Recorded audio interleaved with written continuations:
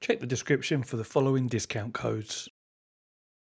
I thought I'd give a little update today on how I've been getting on with this lowrider kit from Race at Home. It makes up part of my 5DOF motion system, sort of powered by the PT Actuator brand of actuators and a Thanos controller. Now the lowrider part of it is what gives me my traction loss and my surge, and that was designed here in the UK by Race at Home.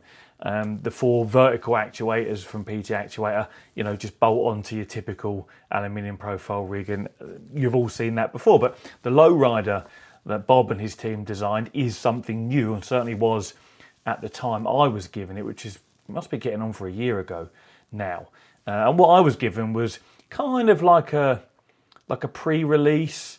They had finalised most things at the time, and as far as functionality and performance goes, it was the final product. But there was, you know, I think I said in the original video, there's a few holes drilled in places that there wouldn't be on the final sort of retail release. And since then, they've made a couple of other sort of incremental changes to the physical design as well. Nothing you'd spot just by looking at it, but just little upgrades to components here and there and tweaks as they've had feedback from people like myself, beta testers and others. So that's all done and dusted now. What you would get today, should you choose to buy one, is, you know, the fully finished product. But essentially, the way it performs and operates hasn't changed since I was given that sort of beta model almost a year ago. And I must say, it's performed flawlessly in the time I've had it. And I'm mostly, you know, racing dirt rally, which for a motion system is going to put it under the most amount of strain out of any type of sim racing, you know, especially the traction loss, where it's flinging the back end of my GT Amiga Prime, which is like a P1X if you want to compare it, from left to right at some quite hefty speeds. I mean, I'll put some footage up just showing that in operation. For those of you that haven't seen any of my videos before, if you're new to the channel, you won't have seen this, so we'll get some clips up.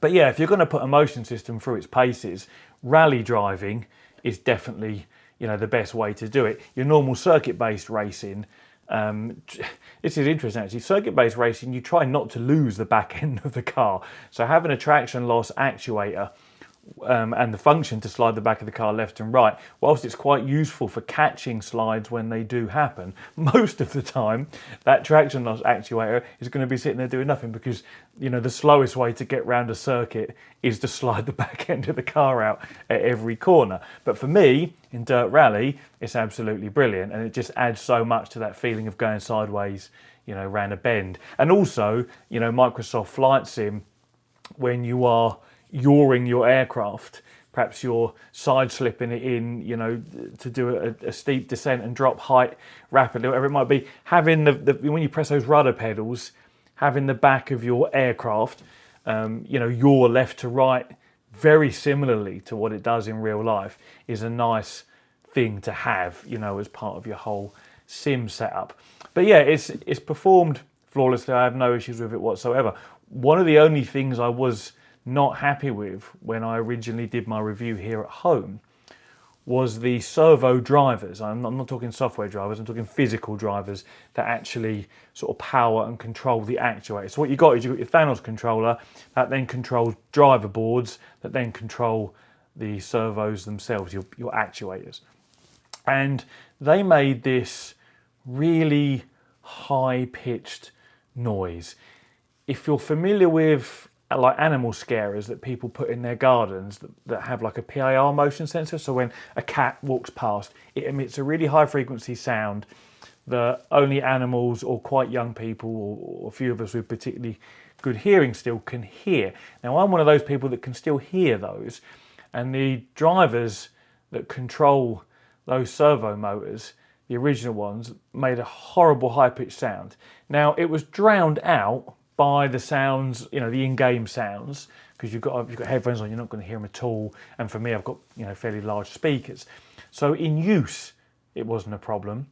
But if I had it powered up and I was just sat here at my desk or walking about the room up here, there's this horrible high-pitched sound. And I'll put a clip up from the original video if I can find it. I don't know whether the microphone will pick this up, but The servo drivers in this sort of control unit here make a very high-pitched whine. I'll just be quiet and I'll see if you can hear it on my mic.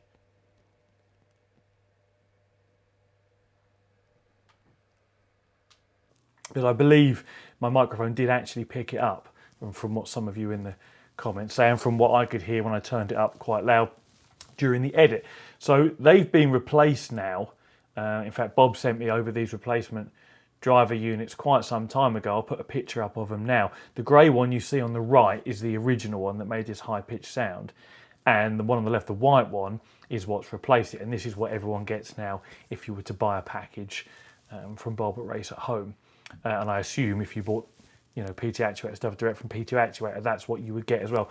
These ones are totally silent, literally not a peep out of them, which I'm really glad about, because it was, you know, if I'd finished whatever I was doing and I hadn't powered everything down, I'd be sat here in the room in here somewhere with this high-pitched sound in the background. So I'm really glad they sorted that out pretty sharpish. For some people, I think you even said in the comments that would be a deal breaker.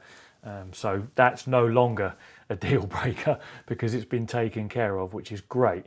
So having had it over this length of time, you know, my thoughts are really much like they were in the beginning.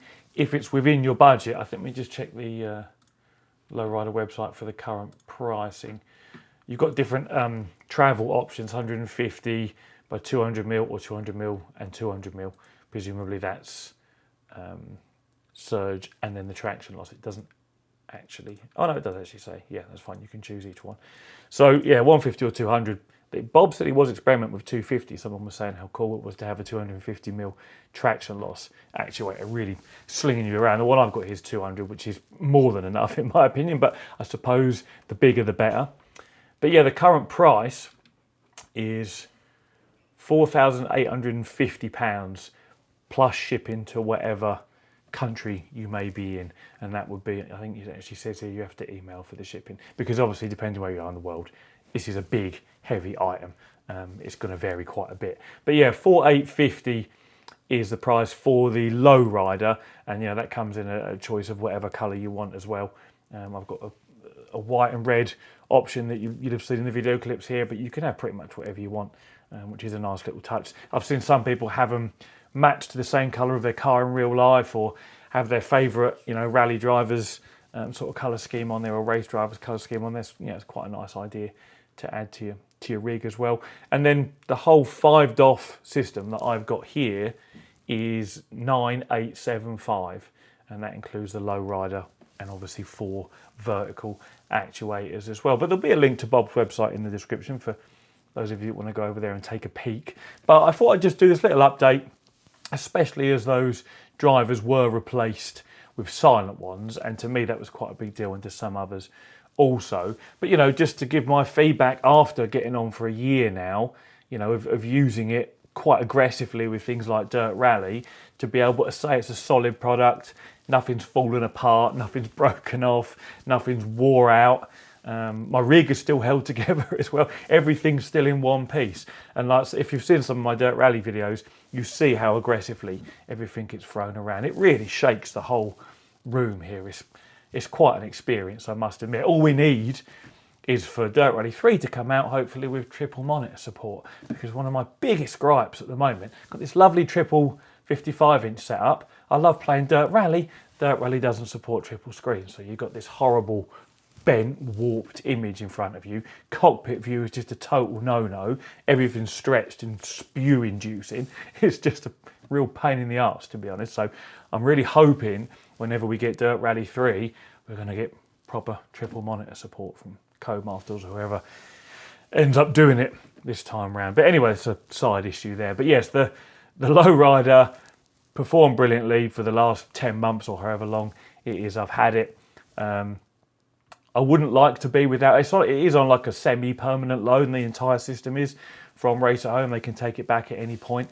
But if it does go back at some point, I'm going to be missing out on a lot. There's only so much you can do with tactile transducers. And one of the things you can't do with tactile transducers is traction loss or surge. That feeling of acceleration, you know, when you actually get launched forward off the line or under hard acceleration in a lower gear or something. It's nice to have that little spurt of acceleration that you get from your actuator there.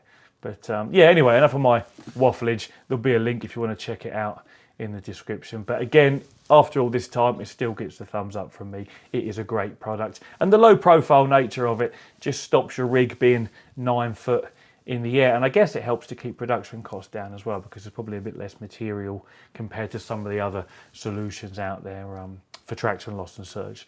This is that are really quite deep and quite high, lifting the rig up off the ground. Anyway, as always, thank you very much for watching, and take it easy.